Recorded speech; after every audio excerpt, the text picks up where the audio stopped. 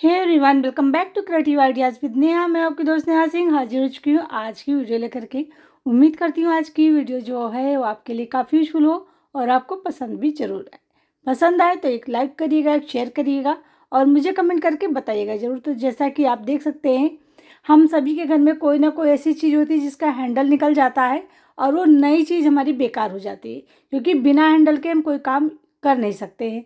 तो हमें यहाँ पर लेना है नेल पेंट। नेल पेंट का इस्तेमाल करते ही आप देखेंगे कि आपका हैंडल बिल्कुल नए की तरह हो जाएगा। तो बस यहाँ पर आपको नेल पेंट लगाना है। जिस तरीके से मैं लगा रही हूँ ना, अच्छी तरीके से, खूब ज़्यादा आपको लगा देना है। तो मैं यहाँ पर देख सकते हैं किस तरीके से लगा रही हूँ। अच्छी तरीके से आपको नेल पेंट लगाना है, बिल्कुल चारों तरफ से इस तरीके से कि लिपट जाना चाहिए नेल पेंट को। फिर इसको रख देना है सूखने के लिए। ये जब तक सूखती है तब तक आप और कोई काम कर लीजिए और इसको सूखने दीजिए। तब तक मैं आपसे रिक्वेस्ट कर लेती हूँ कि अगर आपको हमारी वीडियो अच्छी लगी है तो एक हाइप ज़रूर करिएगा। तो यहाँ पर आप ये देखिए सूख गई है। अब हमें लेना है थोड़ा सा पॉलीथीन। तो ये पतला वाला पॉलीथीन जो होता है उसको ही मैंने लिया है और कुछ इस तरीके से इसको हमें कवर कर लेना है। आप चलिए इसको लगाते हैं और आप जैसे इस तरीके से करके लगाएंगे ना, देखेंगे कि बिल्कुल ही इतना मजबूत हो जाएगा ना कि आप इसको कितना भी हिलाइए डुलाइए पटकिए कुछ भी करिए, ये निकलेगा नहीं। आपकी चीज़ तो टूट जाएगी लेकिन हैंडल से कभी भी कोई चीज़ निकल नहीं सकती है। ये मेरा आजमाया हुआ नुस्खा है, इसको आप भी ट्राई करके देखिए। बहुत ही कमाल की टिप है और आपकी बहुत बड़ी प्रॉब्लम सॉल्व भी हो जाएगी, क्योंकि ये प्रॉब्लम बहुत बड़ी होती है। नई से नई चीज़ भी हमारी बेकार हो जाती है बिना हैंडल के। तो कैसी लगी टिप बताइएगा ज़रूर। पसंद आए हो तो लाइक शेयर करिएगा और एक हाइप जरूर दीजिएगा। चलिए अब हम बढ़ते हैं नेक्स्ट टिप की तरफ।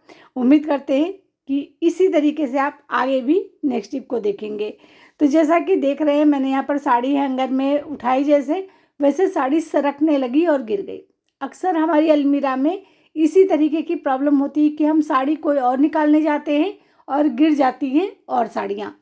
तो हम किस तरीके से इनको हैंग करें जिससे कि ये अपनी जगह पे बिल्कुल फिक्स रहे और गिरे नहीं। तो यहाँ पर देखिए, पहले आपको फोल्डिंग को सही करना है जैसे मैंने किया है। अब आपको डालना है ये वाला हिस्सा, आपको इस तरीके से देखिए सही से। अब आप यहाँ पर पेटीकोट का भी रख सकते हैं, ब्लाउज भी रख सकते हैं, कुछ भी आप यहाँ पर हैंग कर सकते हैं। तो देखिए मैंने ब्लाउज भी यहाँ पर रख दिया है। अब आपको ये वाला हिस्सा उठाना है और इसको इस तरीके से डाल देना। देखिए अब आप यकीन मानिए कि आपकी साड़ी जैसे आपने इसको फोल्ड करके टांगी है ना, बिल्कुल वैसी की वैसी ही टंगी रहेगी। कभी भी अपनी जगह से हिलेगी भी नहीं, गिरेगी भी नहीं। आप इसको कितना भी पटकिए, इधर उधर हिलाइए डुलाइए, कुछ भी करिए। तो उम्मीद करते हैं आज से आपकी जो साड़ी के गिरने की प्रॉब्लम थी ना, वो सॉल्व हो गई होगी और आपको ये टिप पसंद भी ज़रूर आई होगी। चलिए अब हम बढ़ते हैं नेक्स्ट टिप की तरफ। नेक्स्ट टिप है हमारे बच्चों को लेकर के। अक्सर बच्चे जैसे मार्कर देखते हैं ना, वैसे ही अपने बॉडी में कहीं ना कहीं फूल बनाना, कुछ बनाना शुरू कर देते हैं। जैसा कि मैंने यहाँ पर भी हाथ में लगाकर आपको दिखाया है। अब मार्कर लग गया है तो ये परमानेंट हो जाता है, छूटता नहीं है। जैसे लगता है वैसे ही सूख भी जाता है। तो आप कैसे इसको साफ़ करेंगे? साबुन से रगड़िए, कुछ भी रगड़िए, ये जल्दी साफ़ नहीं होता है। अब सभी के घर में ना परफ्यूम और डिओ तो रखा ही होता है। तो बस आपको लेना है इस तरीके से परफ्यूम और डिओ जो भी हो, और इस तरीके से हल्का सा स्प्रे मारना है। जैसे आप स्प्रे मारेंगे ना, देखेंगे अपने आप से सारी इंक निकल जाएगी। 1 सेकंड भी नहीं लगता है और सारा दाग गायब हो जाता है। आप बॉडी के किसी भी हिस्से में हो, चाहे हाथ में हो, पैर में हो, फेस पर हो, सब जगह इसको अप्लाई किया जा सकता है, क्योंकि ये हार्मफुल नहीं होता है। तो उम्मीद करते हैं आज के बाद में बच्चों को बिल्कुल नहीं डांटेंगे, इस तरीके से क्लीन कर देंगे। अब चलिए बढ़ते हैं नेक्स्ट की तरफ। तो अक्सर ना हम लोगों का जो वेट होता है वो घटता बढ़ता रहता है, लेकिन जो हमारी ज्वेलरी होती है ना, वो जैसे पहले बन करके आती वैसे बाद में भी रखी रहती है। अब जैसे मेरी एक कंगन है, अब जब मैं इनको पहनती हूँ तो ये आजकल आ ही नहीं रही, क्योंकि आजकल मेरा वेट बहुत बढ़ गया है। तो जब भी पहनती हूँ तो फिर सोप लगाती हूँ, कहीं कुछ करती हूँ, फिर भी हाथ में कट लग जाता है, कभी निशान पड़ जाता है। तो बस आपको करना क्या, पॉलीथीन लगाना है इस तरीके से हाथ में और उसके बाद में बहुत ही आसानी से इसको पहन लेना है। यार मुझे भी ये नहीं पता था। जब पता चला तो मैंने कहा वाह, ये तो कमाल का आइडिया है। ना आपके हाथ में किसी भी तरीके से चोट लगेगी, चाहे कांच की हो चाहे मेटल की हो, कैसी भी चूड़ियाँ हो कंगन हो, आप बहुत ही ईजिली इस तरीके से पहन पाएंगे। पहनना भी जितना आसान है, उतारना भी उतना ही आसान है। बस पॉलीथीन को इस तरीके से डालिए और उसके बाद में इस तरीके से निकाल दीजिए। तो है ना कमाल वाला आइडिया, आपको ज़रूर पसंद आया होगा। चलिए बढ़ते हैं नेक्स्ट की तरफ। अब ऐसा कोई घर नहीं होता है जहाँ पर कैंची ना होती हो। कैंची में अक्सर जंग लग जाती है रखे रखे, और हम सोचते हैं कैंची हमारी बेकार हो गई, हमें फेंकना पड़ता है। और कैंची बेकार हो भी जाती है, अगर जंग लग जाती ज़्यादा तो वो चलती नहीं है और फिर वो धीरे धीरे बेकार हो जाती है।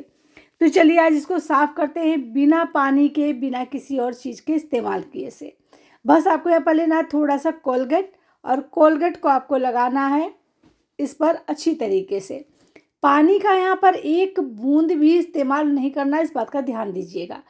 ज़्यादातर कैंची इसीलिए ख़राब होती है कि हम लोग क्लीन करते हैं लेकिन फिर पानी से इसको पोंछ देते हैं, धो देते हैं, तो ये कैंची हमारी ख़राब हो जाती है। तो आज मैं आपको बताऊंगी इसको क्लीन करने का तरीका। बहुत ही आसान सा तरीका है और आपकी कैंची में कभी जंग भी नहीं लगेगी और धार इतनी अच्छी हो जाएगी कि आप खुद चौंक जाएंगे। तो यहाँ पर देखिए मैंने रब किया, जैसे रब किया वैसे कोलगेट में सारा का सारा जो भी जंग था ना, किस तरीके से लिपटता चला गया है। मतलब जो ब्लू कलर का कोलगेट था ना, वो ब्राउन कलर का हो गया है। देख सकते हैं आप, सारा जंग ये निकलता जा रहा है, निकलता जा रहा है। और मैं यहाँ पर उंगली की हेल्प से देखिए रब कर रही हूँ, ऐसा नहीं है कि मैंने कोई बहुत हार्ड चीज़ ले रखी है। तो इस तरीके से आपको इसको रब कर देना है, अच्छी तरीके से रब कर देना है, जिससे कि जो भी जंग है ना छूट करके निकल जाए। अब आपको इसको रख देना है 2 मिनट के लिए। 2 मिनट बाद आपको एक स्क्रबर लेना है, सूखा स्क्रबर लेना है और इस तरीके से रब करना है। यहाँ पर पानी का इस्तेमाल या भीगी हुई चीज़ का इस्तेमाल नहीं करना है आपको। बार बार इसलिए कह रही हूँ ताकि आपकी समझ में आए कि कहीं ऐसा ना हो आपने पानी का इस्तेमाल कर दिया। अगर आप पानी का इस्तेमाल कर देंगी तो जंग फिर से लग जाएगी और धार भी अच्छी नहीं बनेगी। तो बस इस तरीके से आपको उलट पलट करके सूखे स्क्रबर से इसको रब करना है। जितनी भी जंग होगी वो छूट जाएगी, जो भी कोलगेट लगा है वो निकल जाएगा। तो यहाँ पर देख सकते हैं मैंने किस तरीके से इसको साफ़ करना शुरू किया है और कैंची हमारी बिल्कुल नए की तरह निकलती चली आ रही है। तो हमें बस इसी तरीके से इसको साफ़ करना है। उसके बाद में मैं जो मैजिक बताऊंगी ना, वाकई में वो बहुत कमाल करती है। कैंची में बिल्कुल नई जान डाल देती है, धार भी बन जाती है। तो यहाँ पर आपको लेना अब डीओ। अब आपको स्प्रे करना है इस पर डीओ का और उसके बाद में फिर से स्क्रबर चलाना है। अब इससे क्या होगा, सारा कोलगेट साफ़ हो जाएगा और जो भी जंग हल्की फुल्की लगी ना वो भी क्लीन हो जाएगी और दोबारा इस पर फिर जंग लगेगी नहीं। यकीन ना हो तो आप इसको एक बार ट्राई करके ज़रूर देखिएगा। बस इस तरीके से रब कर दीजिए। उसके बाद में आपको इसको पोंछना है। तो मैंने यहाँ पर कॉटन का सूती मतलब सूखा कपड़ा लिया है और अब मैं हल्का सा इस पर स्प्रे करूँगी डीओ का इस तरीके से, और उसके बाद में मैं इसको फिर से पोंछ दूँगी। बस आपकी कैंची एकदम साफ़ हो गई, नए की तरह जगमगाने लगी है और इसमें धार भी बहुत अच्छी हो गई है। साथ के साथ अब इसमें जंग नहीं लगेगी। आप इसको सालों साल रखे रहिए, कभी भी इसमें अब जंग नहीं लगने वाली है।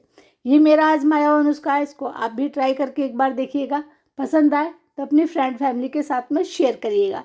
ये मुझे नुस्खा बताया था, मैं आपको बता दूं, टेलर भैया ने।